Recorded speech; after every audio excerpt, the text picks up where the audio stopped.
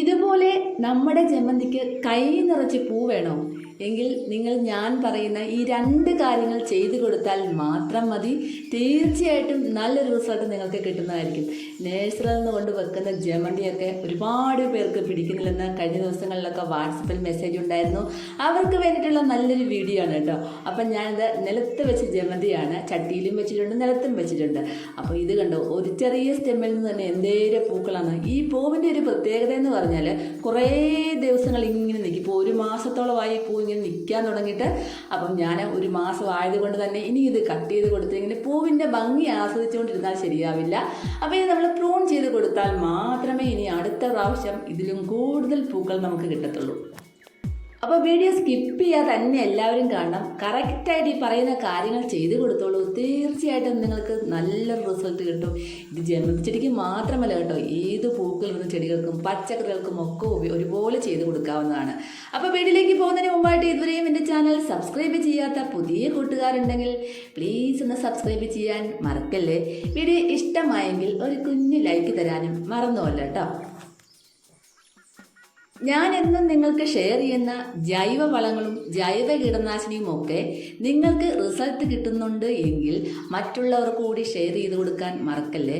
നമ്മൾക്ക് കിട്ടുന്ന ഓരോ റിസൾട്ടും മറ്റുള്ളവർക്ക് ഷെയർ ചെയ്ത് കൊടുക്കുന്നത് വളരെ ഉപകാരമാണ്. കാരണം നമുക്ക് അതിന് നല്ലത് മാത്രമേ ഉണ്ടാവത്തുള്ളൂ. നമ്മൾ കുശുമ്പ് പിടിച്ച് ചില ആൾക്കാരുണ്ടല്ലോ, എനിക്ക് പൂക്കളുണ്ടായി അവർക്ക് പൂക്കളുണ്ടാവണ്ട, അല്ലെങ്കിൽ എനിക്ക് ഇതുണ്ടായി എനിക്കിത് കിട്ടി അവർക്ക് ഇത് കിട്ടണ്ട എന്ന് നമ്മൾ ഒരിക്കലും ആഗ്രഹിക്കും. നമ്മൾക്ക് കിട്ടുന്ന നല്ല റിസൾട്ടുകൾ മറ്റുള്ളവർ കൂടി കിട്ടട്ടെ എന്ന് നമ്മൾ മനസ്സുകൊണ്ട് ആഗ്രഹിക്കണം. അങ്ങനെ ആഗ്രഹിച്ചു കഴിഞ്ഞാൽ നമ്മൾക്കാണ് കൂടുതൽ റിസൾട്ട് കിട്ടുന്നത്. പക്ഷെ അത് മറ്റുള്ളവർക്ക് ഷെയർ ചെയ്ത് കൊടുക്കുമ്പോൾ അവർക്ക് കിട്ടുന്നത് നമുക്കത് കാണുമ്പോൾ സന്തോഷിക്കുകയും വേണം. അങ്ങനെയാണ് നമ്മൾ ചിന്തിക്കേണ്ടത് കേട്ടോ.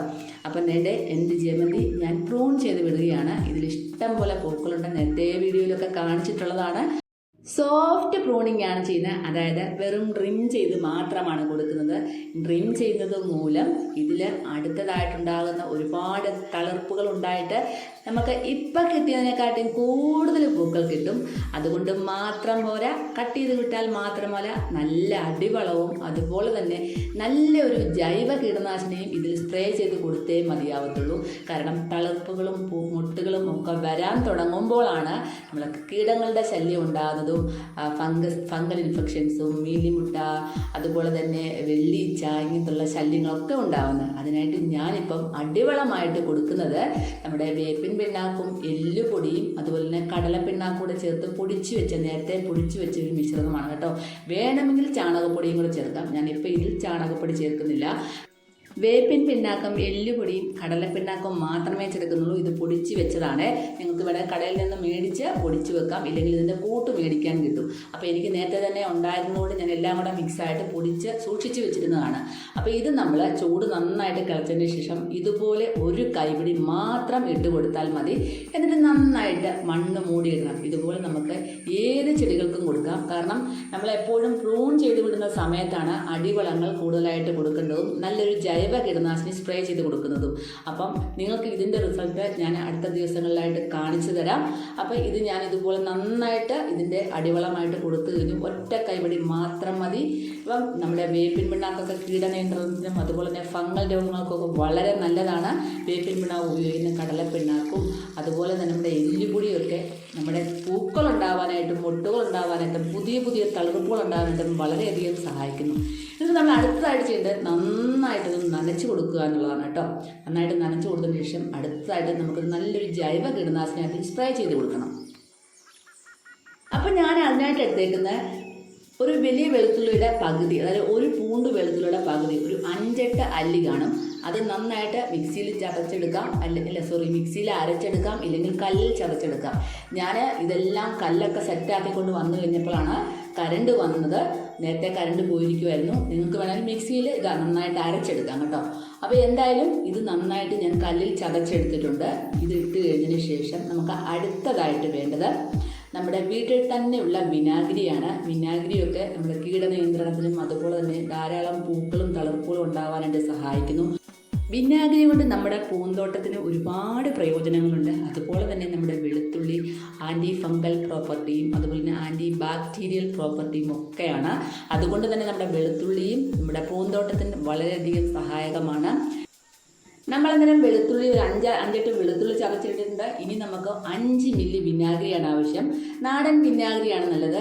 ആപ്പിൾ സിഡാർ വിനാഗിരി ഒന്നും എടുക്കണ്ട. നാടൻ ആയിട്ടുള്ള വിനാഗിരി നമുക്ക് കടയിൽ നിന്ന് വാങ്ങിക്കുന്ന വിനാഗിരി കുഴപ്പമൊന്നുമില്ല. അതിൽ 5 മില്ലി എടുത്ത് ഇതിലേക്ക് ഒഴിക്കുക. എന്നിട്ട് നമ്മൾ 1 ലിറ്റർ വെള്ളവും കൂടെ ഒഴിച്ചതിന് ശേഷം ഇത് അരമണിക്കൂറൊന്ന് നമുക്ക് അടച്ച് വെക്കാം. കാരണം ഇതിനകത്തെ എല്ലാ ഒരു കണ്ടൻറ്റും നമുക്ക് നന്നായിട്ട് വെള്ളത്തിലോട്ട് ലയിച്ച് ചേരാൻ വേണ്ടിയിട്ടാണ് നമ്മളിങ്ങനെ ചെയ്യുന്നത്. നിങ്ങൾ ഇങ്ങനെ തന്നെ ചെയ്തിട്ട് മാത്രമേ ചെടികൾക്ക് കൊടുക്കാവുള്ളൂ. അപ്പം നമ്മളിപ്പോൾ ഒരു അരമണിക്കൂർ കഴിഞ്ഞതിന് ശേഷം നമ്മൾ ഈ ഒരു ലിക്വിഡ് നന്നായിട്ട് അരിപ്പയിൽ അരിച്ചെടുക്കണം. പിന്നെ നമുക്ക് ഈ അരിച്ചെടുത്ത വേസ്റ്റ് ഞാൻ പറഞ്ഞില്ലേ, മണ്ണിൽ നട്ട ചെടികൾക്ക് ഇതുപോലെ ചുവടുകളിൽ മണ്ണിളക്കിയതിന് ശേഷം ഇട്ട് കൊടുക്കുന്നത് വളരെയധികം നല്ലതാണ്. എന്നിട്ട് ഞാൻ എൻ്റെ ജമന്തി ചെടിയിലേക്ക് സ്പ്രേ ചെയ്ത് കൊടുത്തിരിക്കുകയാണ്. കട്ട് ചെയ്തതിന് ശേഷം മാത്രമേ സ്പ്രേ ചെയ്ത് കൊടുക്കാവുള്ളൂ. കാരണം ഈ നമ്മൾ പൂക്കളും മൊട്ടുകളൊക്കെ വരാൻ തുടങ്ങുമ്പോഴാണ് കീടങ്ങളുടെ ശല്യം ഉണ്ടാകുന്നത്. അതുകൊണ്ടാണ് ഇങ്ങനെ ചെയ്യുന്നത്. നിങ്ങൾ ഇതുപോലെ തന്നെ ചെയ്യണം.